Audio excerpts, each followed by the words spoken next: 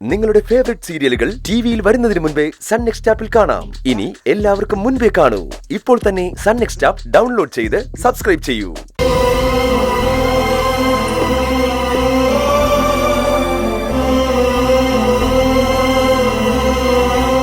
എന്തു പറ്റി മാഡം? പ്രസാദേട്ടനെ കണ്ടപ്പോ പെട്ടെന്ന് എന്റെ അച്ഛനെ ഓർമ്മ വന്നു. എനിക്കും മഹിമയ്ക്കും വേണ്ടി ഇതേപോലെ തന്നെ ഒരുപാട് കഷ്ടപ്പെട്ട് കാണും അല്ല സർ? തീർച്ചയായും. പക്ഷേ അതൊക്കെ മാധവൻ സന്തോഷത്തോടെ ചെയ്തു കാണും. പ്രതീക്ഷ മോൾ ഉണ്ടായപ്പോഴാ ഒരമ്മയാവുന്നത് എത്രമാത്രം വലിയ ഉത്തരവാദിത്വമാണെന്ന് എനിക്ക് മനസ്സിലായത്. ജോലി ചെയ്തുകൊണ്ട് അവളുടെ കാര്യങ്ങളൊക്കെ നോക്കുമ്പോ അച്ഛൻ 2 പെൺകുട്ടികളെ അമ്മയില്ലാതെ വളർത്താൻ എന്തുമാത്രം ബുദ്ധിമുട്ടി കാണുമെന്ന് എനിക്ക് മനസ്സിലായത്. അദ്ദേഹത്തിനോട് മനസ്സ് തുറന്ന് നന്ദി പറയാനുള്ളൊരു അവസരം പോലും ഞങ്ങൾക്ക് കിട്ടിയില്ല. അങ്ങനെ ഒരു നന്ദി വാക്ക് കേൾക്കാൻ വേണ്ടിയല്ല ഒരു രക്ഷിതാവും മക്കൾക്ക് വേണ്ടി കഷ്ടപ്പെടുന്നത്. മാഡം മഹിമയും ഇത്രയും നല്ല നിലയിൽ എത്തിയില്ലേ? ആദരവോടെ നിങ്ങളുടെ പേരുകൾ എപ്പോ വിളിച്ചാലും അതിന്റെ കൂടെ മാധവന്റെ പേരുകൂടിയാ വിളിക്കുന്നത്. മാധവനെ നന്ദി അറിയിക്കാൻ ഇതിനേക്കാൾ നന്നായി നിങ്ങൾക്ക് സാധിക്കില്ല. ഏതൊരച്ഛനും മക്കൾ നന്നായി ജീവിക്കണമെന്നാ ഏറ്റവും കൂടുതൽ ആഗ്രഹിക്കുന്നത്. നിങ്ങൾ രണ്ടുപേരും അദ്ദേഹത്തിന് അഭിമാനമുണ്ടാവുന്ന രീതിയിലാ ജീവിക്കുന്നത്.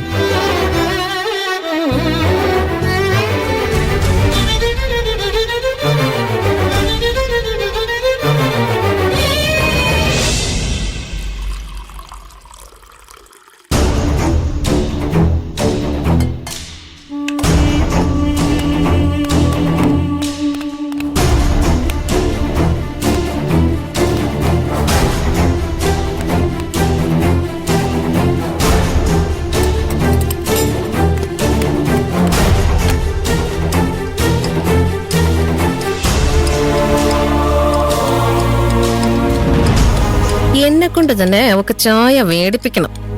പണ്ട് ഞാൻ ചെയ്തതിനൊക്കെ അവള് പ്രതികാരം ചെയ്യുക. ശരിയാക്കി തരാം. ഇത് കുടിച്ചാ നിന്റെ വയറിളവും ഉറപ്പാ. പണ്ട് നിന്റെ അനിയത്തി എനിക്കൊരു പണി തന്നതാ. നിനക്ക് ഞാൻ ഇന്ന് അതേ പണി തരും.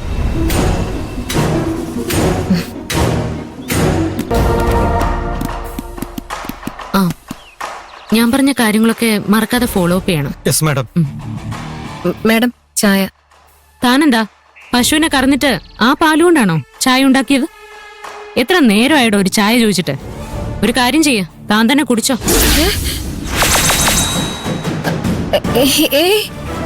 എനിക്ക് വേണ്ട മാഡം. അതെന്താ, താനിതിൽ എന്തെങ്കിലും കലർത്തിയോ? മാഡം ഇത് എന്തൊക്കെയായി പറയുന്നേ? മനുഷ്യരെ സംശയിക്കുന്നതിനും ഒരു പരിധിയില്ലേ? അങ്ങനെയാണെങ്കിൽ താനിത് കുടിക്ക്. ഞാൻ ചായയല്ല കോഫിയാ കുടിക്കാറ്. ഒരു ദിവസം ചായ കുടിച്ചെന്ന് പറഞ്ഞേ മരിച്ചു പോകുന്നു ഇല്ലല്ലോ. കുടിക്കേ, കുടിക്കാൻ.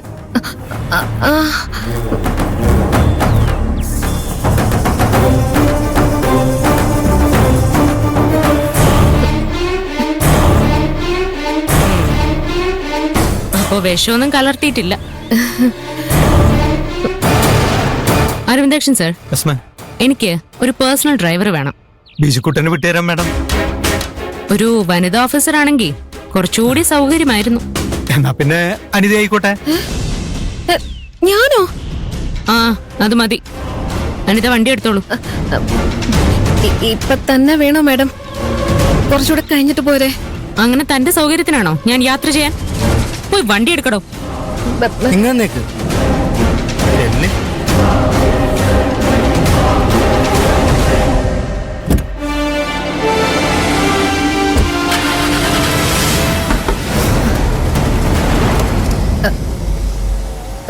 വേഗം കയറിക്കോളൂ മാഡം, നമുക്ക് പോവാം.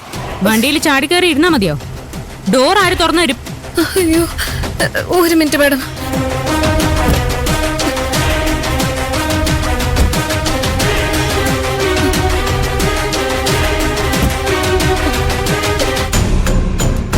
ഇനി മുതലേ ഇതൊക്കെ പറയാതെ ചെയ്തോണം.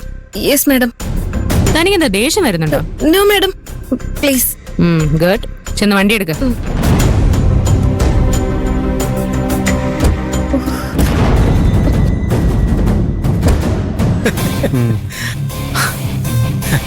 അനിതയ്ക്ക് ഇതിനേക്കാൾ നല്ലൊരു പണി കിട്ടാനില്ല. അത് ശരിയാ. എനിക്ക് ഈ പരിപാടി പങ്കെടുക്കണമെന്ന് ഒരു താല്പര്യം ഉണ്ടായിരുന്നില്ല. പിന്നെ സംഘാടകർ കാലി പിടിച്ച് പറഞ്ഞപ്പോ വേറെ വഴിയില്ലാത്തോണ്ട് സമ്മതിച്ചു പോയതാ.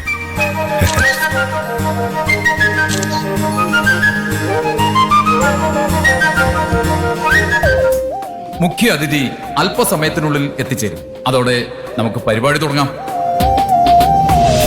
ഡോ, ഇങ്ങോട്ട് വന്നേ. കുറെ നേരമായല്ലോ താൻ എന്നെ ഇവിടെ വിളിച്ചു വരുത്തിയിട്ട് പരിപാടി തുടങ്ങുന്നില്ലേ? മുഖ്യ അതിഥി എത്തിയിട്ടില്ല സർ. മുഖ്യ അതിഥിക്ക് ഒരു ഉത്തരവാദിത്വം ഇല്ലാത്തതുകൊണ്ടല്ലേ കൃത്യസമയത്ത് ഇവിടെ എത്താത്തത്?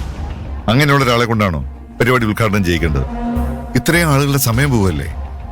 ഒരു കാര്യം ചെയ്യാം, നിങ്ങൾക്ക് വേണ്ടി ഞാനിതങ്ങ് ഉദ്ഘാടനം ചെയ്യാം. എനിക്ക് താല്പര്യം ഉണ്ടായിട്ടൊന്നുമല്ല, പക്ഷെ വെറുതെ ഇവിടെ ഇരുന്ന് സമയം പോവാ. സാറിന് അത്ര ധൃതിയുണ്ടെങ്കിൽ പൊക്കോളൂ, കുഴപ്പമില്ല. താനെന്താ എന്നെ വിളിച്ചു വരുത്തി അപമാനിക്കാണോ? ആര് വിളിച്ചു? ആരും സാറിനെ വിളിച്ചില്ല. സാറ് തന്നെയാണ് വന്ന് വേദിയിലെ കസേരയിൽ ഇരുന്നത്. നീ ആരോടാ കളിക്കുന്നതെന്നറിയാവോ? ഗോപാൽജിയോട്.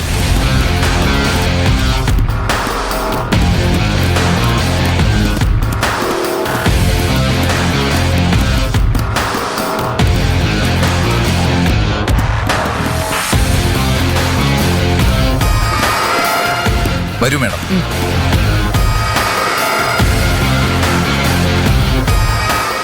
ഞങ്ങളുടെ മുഖ്യ അതിഥി എത്തി.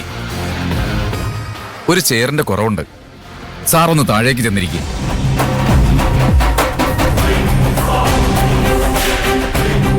എഴുന്നേക്കണം സാർ.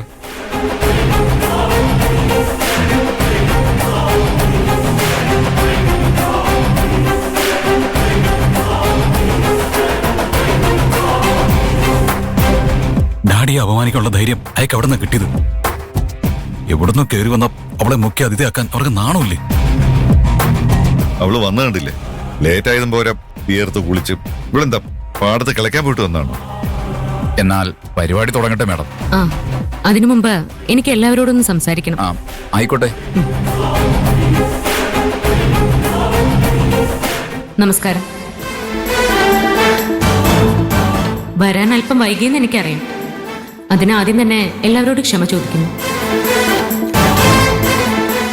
പിന്നെ ഇങ്ങനൊരു പരിപാടിക്ക് വരുമ്പോ ഇതുപോലെ വിയർത്ത് കുളിച്ചല്ല വരേണ്ടതെന്നും അറിയാം. എന്ത് ചെയ്യാന്, ജോലി ഇതായി പോയില്ലേ.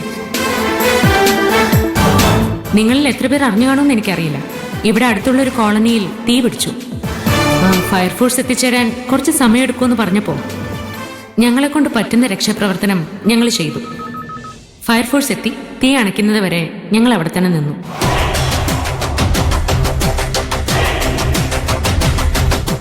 നിങ്ങളുടെ എല്ലാവരുടെയും സമയം വിലപ്പെട്ടതാണെന്ന് എനിക്കറിയാം. ഞാൻ കാരണം നിങ്ങൾക്ക് എന്തെങ്കിലും ബുദ്ധിമുട്ട് സംഭവിച്ചിട്ടുണ്ടെങ്കിൽ ക്ഷമിക്കണം.